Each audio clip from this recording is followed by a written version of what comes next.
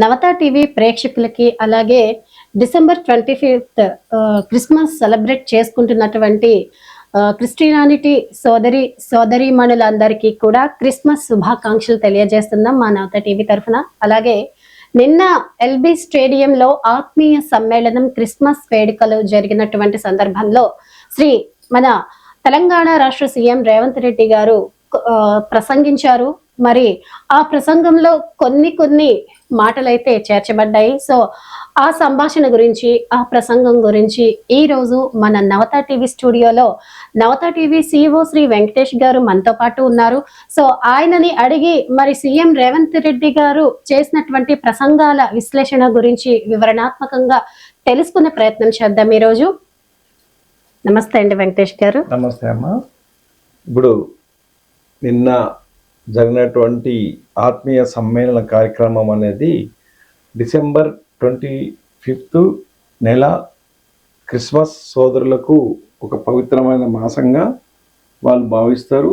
దానికి అనుగుణంగా మనం కూడా క్రిస్టియన్ సోదరులకు సోదరిమణులకు అందరికి కూడా మన నవత టీవీ తరఫు నుంచి హృదయపూర్వక శుభాభినందనలు. Thank you sir. మీకు కూడా క్రిస్మస్ శుభాకాంక్షలు తెలుపుతున్నాము. అయితే మనం ఇప్పుడు సంభాషణలోకి వచ్చేటట్టయితే నిన్న సీఎం రేవంత్ రెడ్డి గారు కొన్ని వ్యాఖ్యలు అనేటువంటివి చేశారు. దాని గురించి ఒక ప్రసంగం చేశారు. ఏంటి అంటే పరమతాలని రెచ్చగొట్టేటటువంటి విద్వేషపూరితమైనటువంటి ప్రచారాలు చేస్తే ఊరుకోము, కఠినమైనటువంటి శిక్షలు విధిస్తామని చెప్పి ఆయన అన్నారు.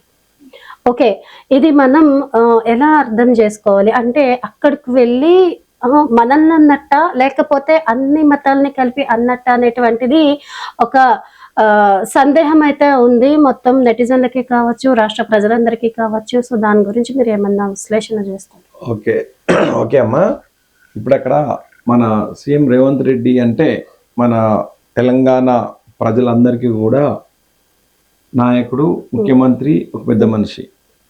ఆయన అక్కడికి వెళ్ళి ఒక కమ్యూనిటీకి సంబంధించినటువంటి సభ లోపల వెళ్ళడం జరిగింది. వాళ్ళ ఆహ్వానం మేరకు వాళ్ళ యొక్క సంఘం తరఫు నుంచి వెళ్ళడం జరిగింది. అతను ప్రసంగించడం కూడా జరిగింది. అయితే ఇక్కడ సీఎం రేవంత్ రెడ్డి గారు ఏమైతే అన్నాడు, పరమతాలను ద్వేషిస్తే కఠినమైనటువంటి చర్యలు తీసుకుంటాము అని అక్కడ అన్నది. అయితే ఏదైతే మన రేవంత్ రెడ్డి గారు మాట్లాడినటువంటి మాటలు మన బయట వాళ్ళ గురించి ఏం కాదు, అక్కడ ఉన్న వాళ్ళ గురించే మాట్లాడారు. ఏమని, పరమతాలను మనము ఎప్పుడు కూడా చిన్నచూపు చూడొద్దు, పరమతాలను గౌరవించాలి అని ఒక పెద్ద మనసుతోటి ఆయన చెప్పడం జరిగింది. దానికి మన వక్ర భాష్యం తీసుకోవడం అనేది కరెక్ట్ కాదు. ఓకే, ఎందుకు అనంటే అతను విజ్ఞత గల వ్యక్తి, ఎవరి దగ్గర ఏం మాట్లాడాలో అతనికి తెలుసు.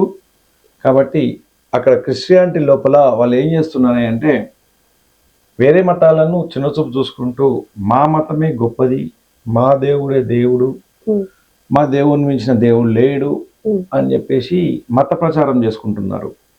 ఈ మత ప్రచారాలను అడ్డుకోవాలి అనే ఉద్దేశంతో అతను చెప్పడం అయితే జరిగిందని చెప్పేసి నేను అనుకుంటున్నాను. ఎందుకు అని అంటే ఒక్కొక్కరికి చెప్పాలంటే కూడా ఇబ్బంది. కాబట్టి ఒక పెద్ద సభ లోపల అందరు దానికి సంబంధించిన గురువులు ఉంటారు, అంటే ఫాస్టర్స్, వాళ్ళ దగ్గర వాళ్ళ మత గురువులు, మతానికి సంబంధించిన పెద్దలు ఉంటారు. కాబట్టి వాళ్ళందరికీ చెప్తే జనాలందరికీ వెళ్తుంది అనే ఉద్దేశంతో రేవంత్ రెడ్డి గారు చెప్పడం అయితే జరిగింది అని చెప్పేసి మేము అనుకుంటున్నాం.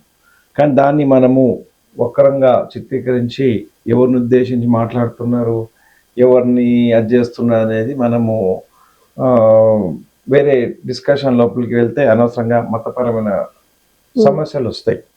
అయితే ఫస్ట్ మనది సెక్యులర్ దేశం అనేది డిసైడ్ చేశారు. ఏ విధంగా అంటే మూలాలకు తీసుకున్నట్టయితే మూలాలకు వెళ్దాం మనం ఒకసారి. మన రేవంత్ రెడ్డి గారు చెప్పినటువంటి విషయాలు ఏంటి అంటే 2000 సంవత్సరాల క్రితము యేసుక్రీస్తు పుట్టాడు. అప్పటి నుంచి డిసెంబర్ నెల అనేది మిరాకిల్ మంత్ అని చెప్పేసి చెప్పారు. సరే, ఇప్పుడు ఇది డిసెంబర్, జనవరి, ఫిబ్రవరి అనేది ఎవరు సృష్టించారు? ఇంగ్లీష్ మంత్స్ కాబట్టి ఇంగ్లీష్ మంత్స్ ఇంగ్లీష్ వాళ్ళు పెట్టారు. వాస్తవంగా మన వేదాల ప్రకారం తీసుకున్నట్టయితే తిథులు తీసుకుంటాం, తిథులు, నక్షత్రాలు వారాలు. వీటిని తీసుకుంటారు. అవును. ఈ జనవరి మంత్ అనేది వాళ్ళకు అక్కడ ఎక్కడది మన దేశం సంబంధించినటువంటిది కాదు ఇది. అవును. ఈ సంస్కృతి అనేది మన భారతదేశం సంబంధించింది కాదు. అది ఉమ్. అది ఏం సంబంధించింది అక్కడ? జెరూసలేం. జెరూసలేము, ఇటలీ, ఆ ఏరియా, అవును. ఈజిప్టు, ఆ ప్రాంతం లోపల అవును. అతను పుట్టడం జరిగింది. అవును. మన దేశంలో మన దగ్గర ఎవరైతే మనము రాముడు, లక్ష్మణుడు, సీత, కృష్ణుడు ఏ విధంగా అయితే ఉమ్. మన వేదాల ప్రకారం అవును. మనము హైందవ ధర్మం ప్రకారం మనం చేస్తున్నామో అక్కడ కూడా వాళ్ళకు ఆ టైం లోపల ఒక అతను జన్మించడం జరిగింది. అవును. అది వాళ్ళు పెట్టుకున్న నెల ఏంటంటే డిసెంబర్ నెల అని. డిసెంబర్లో. కానీ ఆ చరిత్ర చూసుకున్నట్టయితే యేసుక్రీస్తు పుట్టినటువంటి ఆనవాళ్ళు ఎక్కడ లేవు డిసెంబర్ నెలలనే అని. Okay, okay. మరి వీళ్ళు కల్పితం. అంతే, అంటే బైబిల్లో కూడా లేదు అసలు ఈ ఎక్కడ టైంలో కూడా ఎక్కడ ఏ సంవత్సరం అన్నది యేసుక్రీస్తు లేదు. దేవుడు, యేసుక్రీస్తు నేను పలానా రోజులు పుట్టినాను అని చెప్పేసి ఎక్కడ కూడా ఎవరు చెప్పలేదు. తల్లిదండ్రుల గురించి కూడా అంత పర్టికులర్ గా లేదు. అసలు ఎక్కడ లేదు లేదు. తల్లిదండ్రులు అనేవారు కూడా. ఇప్పుడు హైందవ ధర్మం తీసుకున్నట్టయితే మనం కొలిచేటువంటి రాముడు, సీత కంటే ముందు విష్ణువు, బ్రహ్మ, శివుడు అని అంటాము. అవును. బ్రహ్మ, విష్ణు లయకారకులు అవును. అని అంటాము. అక్కడ చూసుకున్నట్టయితే యేసుక్రీస్తు కంటే ముందు కూడా జనాలు ఉన్నారు. 2000 మనదంటే యుగ యుగాల నుంచి మనకి నడుస్తుంది భూమి. కొన్ని వేల కోట్ల సంవత్సరాల నుంచి మనకు భూమి పుట్టింది. భూమి పుట్టినప్పటి నుంచి వేదాలల్లా కొన్ని కోట్ల సంవత్సరాల నుంచి కూడా మన చరిత్ర ఉంది. ఆధారాలు కూడా ఉన్నాయి. ఆధారాలు కూడా ఉన్నాయి. ప్రపంచం మొత్తం కూడా వేదాల నుంచి పుట్టిందే. వేదం నుంచి పుట్టినటువంటిదే ప్రపంచం. దీని లోపల మనకు జరిగినటువంటిది మన చరిత్ర తీసుకున్నట్టయితే రాముడు, రావణాసురుడు వీళ్ళందరూ ఉన్నారు. అంటే ఒక సామ్రాజ్యం, మనుషులు పుట్టిన తర్వాత ఆ మనుషులల్లా మంచోళ్ళు ఉంటారు, చెడ్డవాళ్ళు ఉంటారు. చెడ్డవాళ్ళు ఉన్నప్పుడల్లా మంచోళ్ళకు ఇబ్బంది అవుతుంది. కాబట్టి మనకి ప్రపంచం లోపల మనకు భగవద్గీతలో చెప్పినట్టు సంభవామి యుగే యుగే అని చెప్పేసి శ్రీకృష్ణుడు చెప్పిండు. అంటే ఎప్పుడైతే చెడు ప్రబలుతుందో మంచి గురించి నేను అవతారాలు ఎత్తుతాను అని అక్కడ మనకు చెప్పడం అయితే జరిగింది. ఓకే, అయితే ఇప్పుడు మనము వేదాల గురించి, మనం భగవద్గీత గురించి చెప్పుకుందాం. భగవద్గీత అనేది ఎప్పుడో పుట్టింది, భగవద్గీత చెప్పడం జరిగింది. సంభవామి యుగే యుగే, నేను అధర్మం ఎప్పుడైతే ప్రజ్వలిస్తుందో ధర్మం కోసం ఏదో ఒక అవతారం లోపల నేను వస్తాను అని చెప్పడం జరిగింది. కృష్ణుడు భగవంతుడు అంటే మనము దేవుళ్ళగా అనుకుంటాం. మహావిష్ణువు, శివుడు, వీళ్ళందరూ బ్రహ్మ. మళ్ళీ ఇక్కడ 3 పేర్లు తీసుకుంటే మళ్ళీ అతలు వేరే అదైతుంది. మళ్ళీ అదే వాళ్ళు ఎక్కడ వచ్చిర్రు అని అదొకటి వస్తుంది. వాళ్ళు ఎక్కడి నుంచి వచ్చిర్రు అని. సృష్టి పుట్టినప్పుడే మనకు పుట్టిర్రు వాళ్ళు, లయకారకులు. అంతే, ప్రకృతిలో నుంచి వచ్చినటువంటి వాళ్ళే. అది సరే, అదేదో ఒక శక్తి అనేది ఉంటుంది కదా. ఆ శక్తిని మనము ఓంకార రూపం లోపల మహాశివుని కోల్చుకుంటాం. మహాశివుని తర్వాతనే బ్రహ్మ, విష్ణు అని చెప్పేసి అని అంటాం. పుట్టించేవాడు శివుడు, పాలించేవాడు విష్ణువు, లయం చేసే కంట్రోల్ చేసేవాడు బ్రహ్మ అని చెప్పేసి మనం సిస్టమ్ పెట్టుకున్నాం. ఆ సిస్టమ్ లోపలనే నడుస్తా ఉంది ఈ యొక్క ప్రపంచం అంతా కూడా. ఇప్పుడు ఇక్కడ మనము ప్రపంచం లోపల అధర్మం పెరిగినప్పుడు అతను పుట్టాడు. అంతకన్నా ముందు కూడా ప్రజలు ఉన్నారు. అదంతా అయ్యింది. దాని తర్వాత ఒక సైడ్ యేసుక్రీస్తు పుట్టాడు, ఒక సైడు అల్లా పుట్టాడు. ఇదంతా ఎప్పుడు జరిగింది? 2000 సంవత్సరాల క్రితమే. ఇదంతా జరిగింది కూడా 2000 సంవత్సరాల క్రితమే. అంతకుముందు ప్రపంచమంతా ఉంది, దేవుళ్ళు ఉన్నారు, దయ్యాలు ఉన్నారు, అందరు ఉన్నారు. ఇదంతా జరిగింది 2000 సంవత్సరాల క్రితమే. అందుకనే మనకి ఇక్కడ ఒకటి ఏం చెప్తారు, ఒకప్పుడు, ఇప్పుడు అంటే తీసేశారు అది, క్రీస్తుకు పూర్వము క్రీస్తు శకము, క్రీస్తు పుట్టిన తర్వాత క్రీస్తు పుట్టక ముందు అని ఉంది సార్. ఇది కూడా నాకు కొంచెం ఒక డౌట్ సార్. క్రీస్తు పూర్వము క్రీస్తు శకం అంటారు, క్రీస్తు శకం నుంచి ప్రపంచం ఉందా సార్? అది కరెక్ట్ కాదు కదా? అదే కదా చెప్పేది, క్రీస్తు పూర్వము క్రీస్తు శకం అంటే క్రీస్తు పుట్టిన తర్వాత క్రీస్తు శకం పెట్టారు, క్రీస్తు లేనప్పుడు క్రీస్తు పూర్వం పెట్టాడు. అంతే, అప్పటి వరకు జనాలు ఉన్నారు. అసలు క్రీస్తు అన్న పదాన్ని అది ఎందుకు ఆపాదించింది? అయితే అక్కడ వాళ్ళకి వీళ్ళంతా ఏంది అని అంటే ఆంగ్లేయులు పరిపాలన, కరెక్ట్. ఇదంతా ఒక దీన్ని ఏంటంటే జిమ్మిక్ అంటారు. అవును. ఒక భయం జనాలకు ఏంది అని అంటే ఎవరి మీద భయం ఉండదు. నువ్వంటే నాకు భయం ఉండదు, నేనంటే నీకు భయం ఉండదు. ఎవరంటే భయం ఉంటది? ఒక దేవుడు. దేవుడు అంటే భయం, దేవుడికి సమాధానం చెప్పాలి అని చెప్పేసి మనకు ఒక భయాన్ని, ఒకప్పుడు మానవుడు జన్మించినప్పుడే మనము మానవుడు ఎట్లా జన్మించింది అనేది తీసుకుంటే మళ్ళీ అది వేరే సబ్జెక్ట్ అయింది. దాని తర్వాత రకరకాలుగా మానవుడు తెలివి తెచ్చుకుంటూ ఈ విధి స్టేజ్కి వచ్చిండు. అగ్ని లేనప్పటి నుంచి కూడా మానవుడు ఉన్నాడు. అగ్ని వచ్చిన తర్వాత ఒక రకంగా అయింది. ఇట్లా ఈ యొక్క ఆహారం సంబంధించి యుద్ధాలు జరిగినాయి. ఇక మనిషి స్వార్థం పెరుగుతున్న కొద్దీ జరిగినాయి. సరే, అదొక వేరుకుపోతే ఇక్కడ మనకు రేవంత్ రెడ్డి గారి గురించి మాట్లాడినట్టయితే 2000 సంవత్సరాల క్రితం మిరాకిల్ జరిగింది. యేసుక్రీస్తు పుట్టిన తర్వాత ప్రపంచ శాంతి అయ్యింది అని చెప్పేసి రేవంత్ రెడ్డి గారు చెప్పారు. అంతకుముందు శాంతి లేదు అంటే దాని వాటి అర్థం ఏంది అంటే శాంతి లేదు అని అర్థం. అంతకుముందు శాంతి లేదు. పుట్టడంతో ఆయన ప్రబోధలు ఏం చేయలే, పుట్టడంతో ఆయన ఏం చేయలే. పుట్టిన తర్వాత అదొక జన్మదినం అంతే. మిరాకిల్ మొదలైంది అనే దాని గురించి నేను చెప్తున్నా. మిరాకిల్ ఏం మొదలైంది? ఏం మొదలు కాలేదు.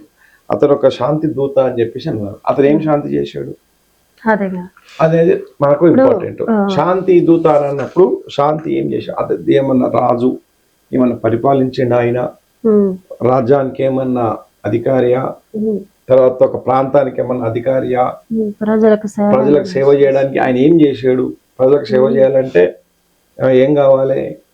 ధనం కావాలి, ఒక కుటుంబ వ్యవస్థ కావాలి. సేవ చేయాలి అంటే ఏం సేవ చేసిండు అనేది ఎక్కడ కూడా లేదు. ఆ యేసుక్రీస్తు వచ్చిండు, జనాల మధ్యలో వచ్చిండు, శాంతి నెలకొంది అంతే. ఇక్కడ సబ్జెక్ట్ శాంతి ఎట్లా నెలకొంటది? ఇప్పుడు రేవంత్ రెడ్డి ఉన్నాడు, మనందరికి 5 కోట్ల మందికి ప్రతినిధి. ఒకరు మంచో ఉంటాడు, చెడ్డ ఉంటాడు, అందరికి తప్పులు జరుగుతుండే. రేవంత్ రెడ్డి ఏం చేస్తాడు? మీరు ఇట్లా పోద్రాబాయ్ అని చెప్పేసి లా అండ్ ఆర్డర్ తీసుకొని అతను చేయగలుగుతాడు. దాంట్లో అతను అధికారం ఉంది కాబట్టి. ఇదే ఎవరైతే యేసుక్రీస్తు అని అంటున్నారో ఆ యేసుక్రీస్తుకు ఏం అధికారాలు ఉన్నాయని చెప్పేసి అతను శాంతి నెలకొల్పిండు. ఏ విధంగా శాంతి నెలకొల్పిండు అనేది ఒక క్వశ్చన్ మార్క్. చాలా మందిలో ఉన్నటువంటి క్వశ్చన్ మార్క్ అది. ఏ విధంగా శాంతి నెలకొల్పిండు? అతను పుట్టింది ఎవరు, ఎక్కడ, అతను పుట్టినటువంటి తల్లిదండ్రులు ఎవరు, ఏ గడిలో పుట్టిరు, తల్లి తండ్రి ఏంటి ఇప్పుడు అనేది ఒకటి చెప్తారు. కన్యకకు పుట్టిండు అని చెప్పేసి అని అంటారు. ఇది మనకు అదొక మిరాకిల్. కన్యకకు పుట్టిండు అని అంటే కన్యకకు ఎందుకు పుట్టిండు అనేది మనం అక్కడ వేరే పోవద్దు. కన్యకకు ఎందుకు పుట్టిండు అనేది మనం విశ్లేషణ చేసుకోవాలి. సిస్టమ్ ప్రకారంగా అంటే ఒక వావి వరసలు, ఒక పద్ధతి, ఒక కుటుంబ వ్యవస్థ అనేది లేదు. అంటే ఇక్కడ సార్ ఇక్కడ నాకు డౌట్ ఏంటంటే, ఇప్పుడు కృష్ణుడు రాముడు కూడా తల్లిదండ్రుల అంశతోనే పుట్టాడు. తల్లిదండ్రులకి యేసుక్రీస్తు అలా పుట్టడానికి ఎట్లా సార్? ఎందుకంటే అంత మహానుభావులు అలా పుట్టినప్పుడు ఈయన కన్యకకి పుట్టారు అనేది ఎలా సాధ్యమైంది? అది ఎలా సాధ్యం అనేది కట్టుకథ అనేది కూడా కాదు అక్కడ. ఇప్పుడు ఒక జీవి పుట్టాలని అంటే జన్యు ప్రక్రియ జరగాలి. జన్యు ప్రక్రియ జరగాలన్నప్పుడు ఆడ అండము మగ అండం జరిగినప్పుడే ఒక జన్యు అనేది అది అవుతుంది. కన్యకకు పుట్టిండు అని అంటే అక్కడ మన కాంట్రవర్సీ వెళ్ళొద్దు. మనము వాళ్ళే చెప్తున్నారు మా కన్యకకు పుట్టిండు అని. కన్యకకు ఏ విధంగా పుట్టిండు అని అంటే మళ్ళీ వాళ్ళు ఇంకో ఏమంటారు అంటే మన మహాభారతం తీసుకొని వస్తారు. మళ్ళీ మన కుంతికి ఎట్లా పుట్టిర్రు, కుంతికి ఎట్లా పుట్టిర్రు అని చెప్పేసి మళ్ళీ అది ఒకటి తీసుకొని వస్తారు. ఇక అవన్నీ మళ్ళీ సబ్జెక్ట్ చేంజ్ అయిపోద్ది. అక్కడ ఏంది అని అంటే అక్కడ కన్యకకు పుట్టిండు, ఓకే, అంతే. తండ్రి లేడు. అయితే ఇక్కడ మహాభారతం తీసుకున్నట్టయితే మళ్ళీ మనకు కర్ణుడు వీళ్ళందరూ పుట్టిన కుంతికి ఎవరు పుట్టిరు అనేది ఇచ్చాడు అక్కడ. సూర్యుడికి, వాయుదేవుడికి, వీళ్ళకి పుట్టాడు అని చెప్పేసి ఇక్కడ మనకు ఒక అతుకుంది. అంటే కుంతికి పుట్టిండ్రు అనేది అంటే శారీరకంగా పుట్టలేదు, ఒక అంశంతో పుట్టిండ్రు అని చెప్పేసి ఒకటి ఉంది. కానీ ఈమెకు ఎవరైతే మెరియమ్మ ఉందో ఆమెకు కన్యగా ఉన్నప్పుడు ఎలా పుట్టిరు అనేది అది క్వశ్చన్ మార్క్ ఉంది. అది ఎవరు చెప్పలేనటువంటి సమస్య. అయితే ఇప్పుడు ఇక్కడ మనకు కన్యకకు పుట్టిండు అని చెప్పేసి మనం అనుకుంటున్నాము, డిసెంబర్ మిరాకిల్ అనుకుంటున్నాము, అన్నీ జరుగుతూ ఉంది. జరుగుతున్నప్పుడు ప్రపంచం లోపల అశాంతి నెలకొన్నది. అతని ప్రసంగాల వల్ల కొంతమందికి ఇబ్బంది జరిగింది, కొంతమందికి మంచి జరిగింది. ఇట్లా రకరకాలుగా ఏవో ఒక నాయకుడిలాగా ఎదిగిండు ఆయన జులాయిగానే ఎదిగిండు. వేస్తూ అంటారా చదువు లేదు, ఏం లేదు. అప్పట్లో చదువు అంటే ఎంత తెలియదు, ఓకే. ఒక జులాయిగానే వెలిగి ఒక పశువుల కాపరిలాగానే అతను పశువుల కాపరి చేసేది. చేసుకుంటూ అతనికి ఉన్నటువంటి జ్ఞానంతో ఇప్పుడు నేను దేవదూత, నేను దేవుని దూతను అని మాత్రమే చెప్పిండు ఆయన. నేను దేవుని అని ఎప్పుడు ఎక్కడ చెప్పలే. నేను దేవదూతను, దేవుడు పంపగా వచ్చినటువంటి దూతను. మనుషులు మంచిగా ఉండాలి, ఒకరికొకరు ప్రేమతో ఉండాలి, ఒకరికొకరు అన్యోన్యంగా ఉండాలి, మంచిగా ప్రేమను పంచుకోవాలి, ప్రేమను ఇయ్యాలి అనేది అతను చెప్పాడు. చాలా ముఖ్యం. ఎప్పుడు స్పష్టంగా మాట్లాడుకోవాలి, ఒకరి భావాలను ఒకరు. అది కూడా అర్థమైపోయింది సబ్జెక్ట్ గురించి. ఓకే చెప్పండి. కటింగ్ చాలా వస్తుంది చూసుకో. No problem. అయితే ఇప్పుడు ఓకే స్టార్ట్. క్రీస్తు ఏం చేశాడంటే అతని పేరు యేసు. క్రీస్తు కాదు ఆయన పేరు, ఫస్ట్ యేసు. యేసు ఏం చేసేవాడు, పశువుల కాపరి, పశువులను కాస్తున్నట్టుడు. ఆ టైం లోపల వాళ్ళకి సంబంధించినటువంటి గ్రూపులు ఉంటాయి కాబట్టి ఆ గ్రూపుల లోపల ఒక టీమ్ లీడర్గా ఉండి వాళ్ళకు మంచి మంచి బోధనలు చేయడం స్టార్ట్ చేసాడు. బోధన స్టార్ట్ చేసుకుంటే ఏమైందంటే పెద్దగా యుక్త వయసు వచ్చింది. ఇక అతను కూడా సమస్యలు ఉంటాయి కాబట్టి యుక్త వయసు వచ్చింది. యుక్త వయసు లోపల ఇక అతను యువకుడు కాబట్టి నేను కొంచెం రాజులాగా ఎదగాలనే ఆలోచనతో ఉన్నటువంటి రాజు ఏదైతే రాజు ఉన్నాడో ఆ రాజుకు అపోజిట్గా చెప్పడం స్టార్ట్ చేసిండు. అతను చేసాడు అరాచకాలను ఎండగట్టడం స్టార్ట్ చేసిండు. ఒక రాజకీయ నాయకులాగా ఎదగడం మొదలుపెట్టిండు. అక్కడ యేసు అన్నట్టు ఆయన. ఇప్పుడు అక్కడ జరుగుతూ ఉంది, ఒకరికొకరికి ఇక ద్వేషాలు పెరుగుతున్నాయి. రాజు అనేటోడు అరాచకాలు ఎక్కువ చేస్తున్నాడు కాబట్టి ఇతను ఏం చేశాడంటే రాజుకు అపోజిట్ గా ఆయన చేసినటువంటి చర్యలకు అపోజిట్ గా మాట్లాడుతూ రాజుకు తలనొప్పిగా తయారైపోయాడు. ఇక్కడ రాజు తలనొప్పిగా తయారైపోయాడు యేసు అంటే ఆయన. ఇప్పుడు అక్కడ రాజు ఏం చేశాడంటే ఇతను పట్టుకోవడానికి అతన్ని నా మీద ఎందుకు నువ్వు ఈ విధంగా వ్యతిరేకంగా మాట్లాడుతున్నావు అని చెప్పి ఎవరైనా అడుగుతారు కదా, అక్కడ జరిగినాయి అన్నమాట. అది కూడా మనకు కూడా ఏంటంటే బుక్స్ రాసుకున్నాయి, మనకు తెలిసింది కూడా అదే, వాళ్ళ యొక్క గ్రంథాల లోపల ఉన్నది అదే. కొన్ని మంచి ఉన్నది, మంచి మాత్రమే మనం చెప్పుకోవాలి, చెడు కూడా ఉన్నది, చెడు మనకు అవసరం లేదు. మంచి జరుపుకుంటూ రాజును అపోజిట్ చేస్తుంటే రాజును సిలువ వేయడము, ఈయనను సిలువ వేయడము రాజు. ఇక ఆయన ఆ సిలువ వేసినప్పుడు ఉన్నటువంటి రక్తం కారిన తర్వాత అతను సృహ కోల్పోవడము ఇవన్నీ జరిగినాయి. దాని తర్వాత ఒక 3వ రోజు అతను సృహ నుంచి కోలుకుంటాం. మనం ఇప్పుడు కోమలకు పోయిన అంటాం ఎగ్జాంపుల్ గా. బాగా ఇబ్బంది అయితే మనం కోమాలకు పోతాం, 2 రోజులకో 3 రోజులకో మళ్ళీ కోమాల నుంచి బయటకు పడతాము. అక్కడ వీళ్ళు ఏం చేశారంటే వాళ్ళ దగ్గర శిష్యులు ఏం చేశారంటే చనిపోయిండని చెప్పి నిర్ణయించి మళ్ళీ బతికిండని చెప్పి సెట్ చేశారు. ఓకే. కోమాలోకి వెళ్ళిండు యాక్చువల్ గా. అవును. ఇప్పుడు ఏం మనిషి అన్నప్పుడు 3వ రోజున లేచాడు 3 రోజులు లేచాడు 3 రోజులు లేచాడు అని అన్నట్టు అర్థమైంది. కోమాలో పోయిన అతను 3వ రోజు కొంచెము చనిపోయిన పక్కకు పడేసిర్రు. కోమాలో పోయిన అతను బతికాడు. 3 రోజుల తర్వాత లేచాడు.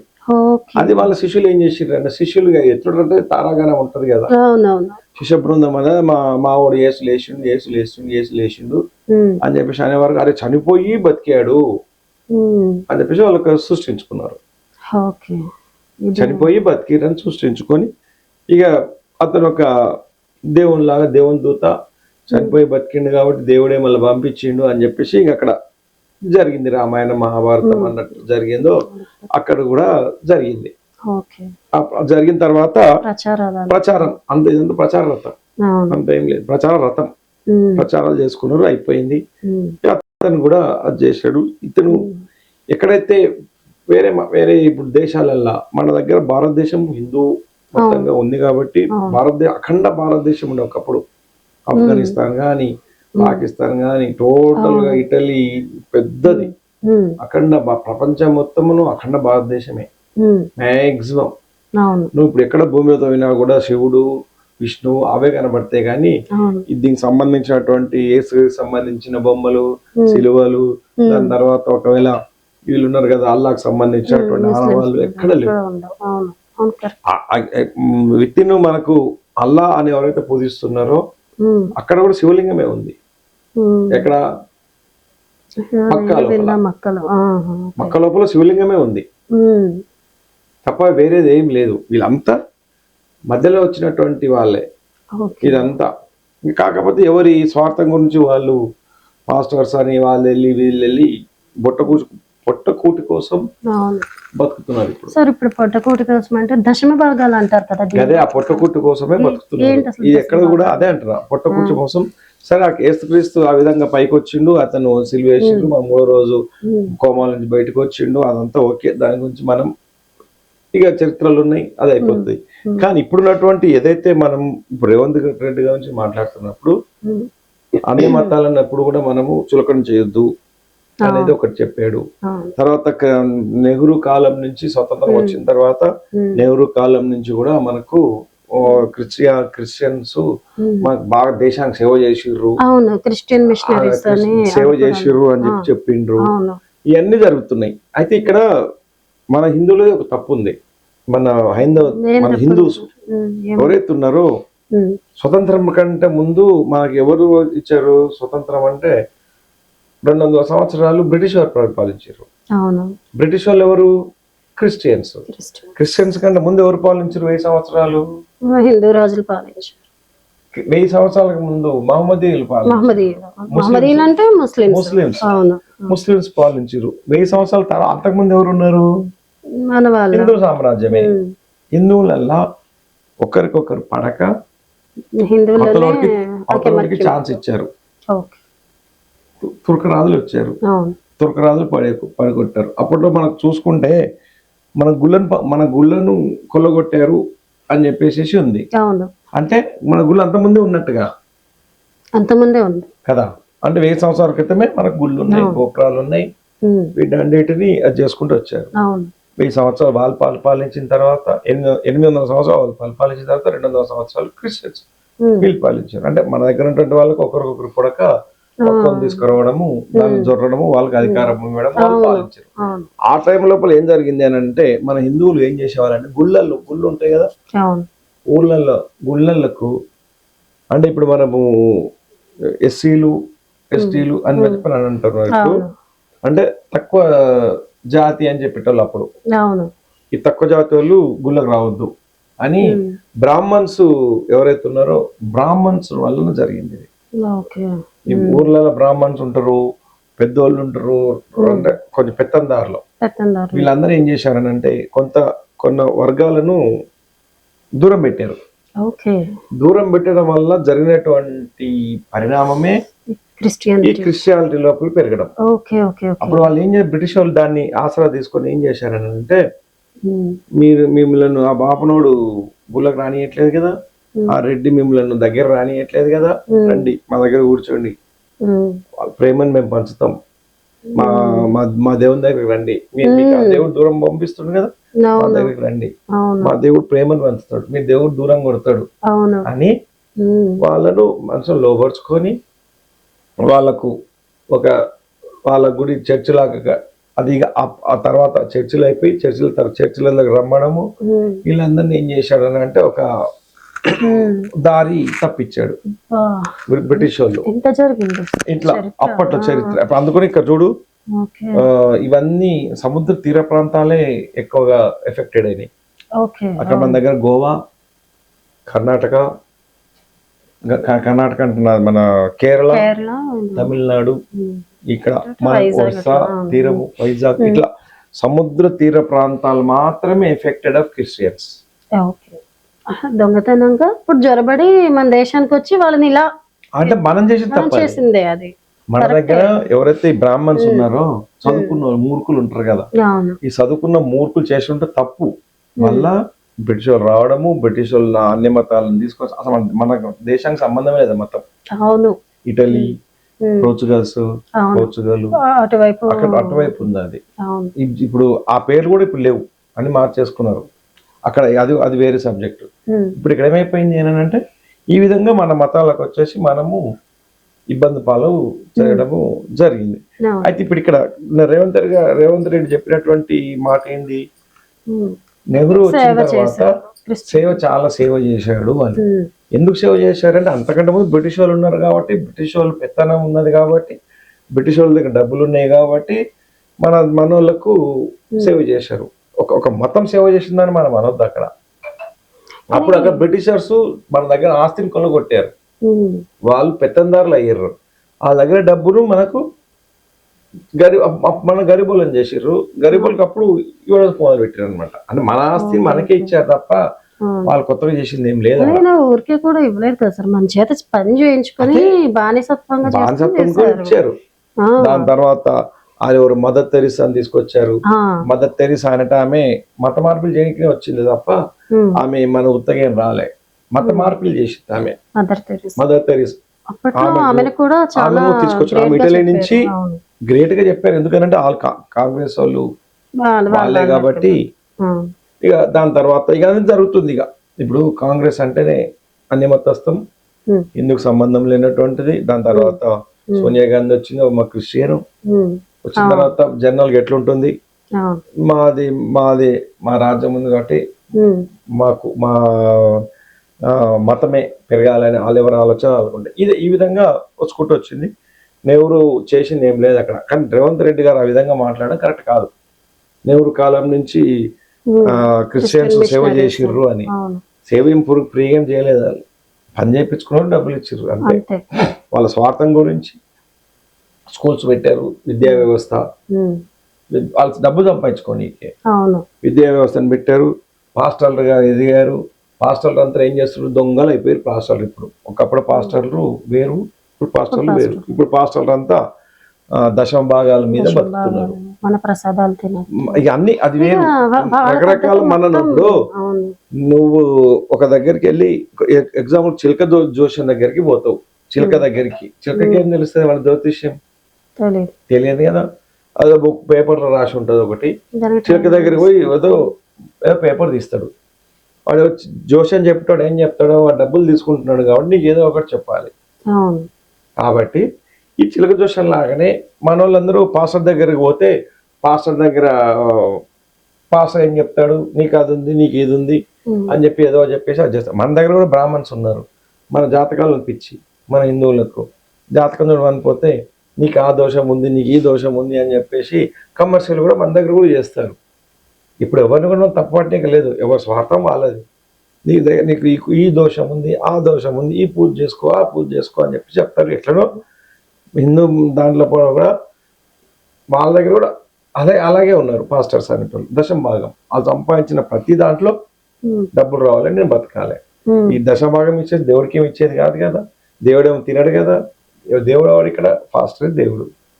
ఇక్కడ ఈ విధంగా వాళ్ళు అభివృద్ధి చెందుకుంటూ వచ్చేటువంటి డబ్బులను వాళ్ళ కుటుంబం పోషించుకుంటూ జనాలకు ఎంతో కొంత మేలు చేస్తున్నాడు. జనాల డబ్బులతో జనాలకే ఇస్తున్నాడు తప్ప పాస్టర్ వచ్చేసి సేవ్ ఏం చేయట్లే. సేవ్ చేసుకుంటున్నాడు అతను సేవ్ చేసుకుంటుండు, జనాలకు సేవ్ చేసుకుంటూ సేవ్ చేసుకుంటున్నాడు ఆయన. ఓకే, అవును. ఇక్కడ ఈ విధంగా చేస్తున్నాడు. మళ్ళీ రేవంత్ రెడ్డి గారు మరి ఏ విధంగా ఎందుకు చెప్పాడో మరి పెద్ద అతనికి తెలియాలి. ఇప్పుడు ఈ విధంగా మనకు రాజకీయం అనేది నడుస్తుంది. రేవంత్ రెడ్డి గారు సరే అందరికి సమానంగా ఉండాలి కాబట్టి రేవంత్ రెడ్డి గారు ఎవరికి కూడా మన రాజు కాబట్టి అతను ఒక వర్గానికి కుమ్ముగాయకుండా అందరి మతాలు సమానమే అన్నట్టు అతను చూసుకుంటున్నాడు. ఇది రేవంత్ రెడ్డి గారు ఇచ్చినటువంటి ప్రసంగం యొక్క సారాంశం. దాన్ని మనం వక్రంగా చూడాల్సిన అవసరము లేదు. అయితే ఇంకో విషయం ఏంటంటే ఆయన అన్నది ఇప్పుడు క్రిస్టియన్స్ కి ఇచ్చేటటువంటి ఏవైతే ఉన్నాయో అవన్నీ కూడా మీ మీద దయతో కాదు, అది మీ హక్కు అని అంటున్నారు కదా. ఇప్పుడు మనలో ఓసీలో కూడా పేదలు ఉన్నారు కదా సార్, వాళ్ళకి కూడా ఇస్తే బాగుంటుంది అంటారా? ఎటువంటి క్రిస్టియానిటీకి ఇచ్చిన హక్కులు అనేటువంటి అది రాజకీయంగా ఓటు రాజకీయం, అది హక్కులు ఇవన్నీ తెప్పించుకుంటకపోతే మనం కూడా చాలా అడగొచ్చు.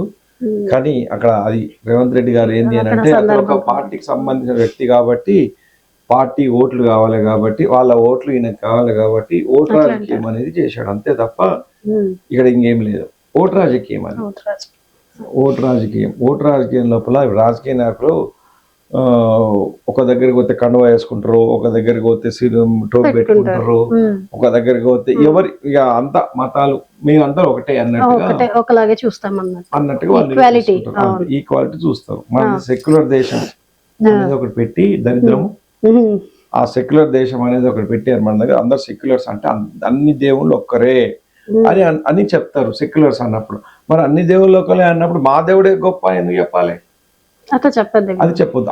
అక్కడే ప్రాబ్లం వస్తుంది. అందరు ఒకటే, అందరు దేవుళ్ళు ఒకటే అని అన్నప్పుడు మా దేవుడే గొప్ప, మా దేవుడిని నమ్మితే నరకానికి స్వర్గం పోతారు, మా దేవుడిని నమ్మకపోతే నరకానికి పోతారు అని చెప్పుకోవద్దు. అది అక్కడ అదే కాంట్రవర్స్ అవుతుంది.